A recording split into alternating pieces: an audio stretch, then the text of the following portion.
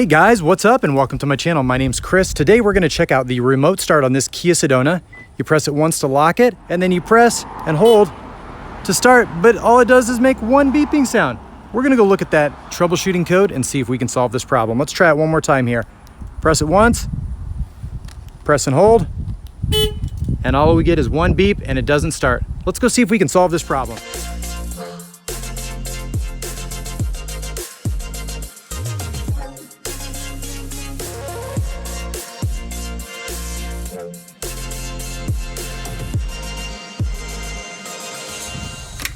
So one beep simply means that your hood's open. That doesn't look to be the problem to me. But let's go pop the hood and try it again anyways.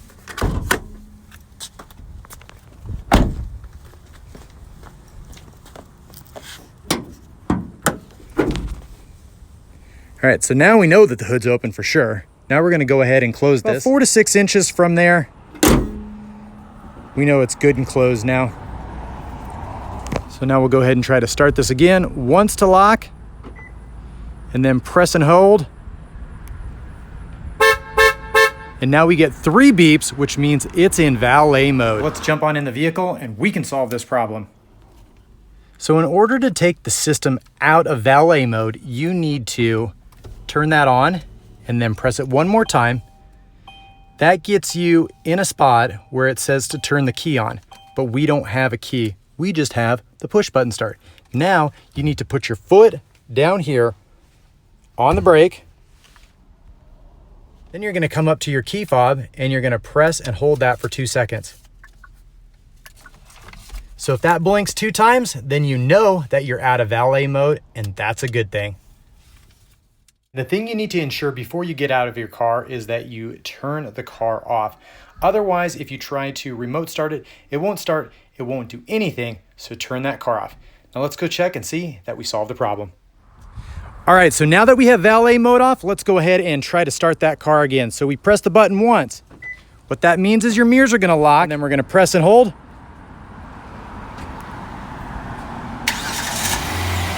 And there you go, your car starts right up, guys. So it's as easy as that.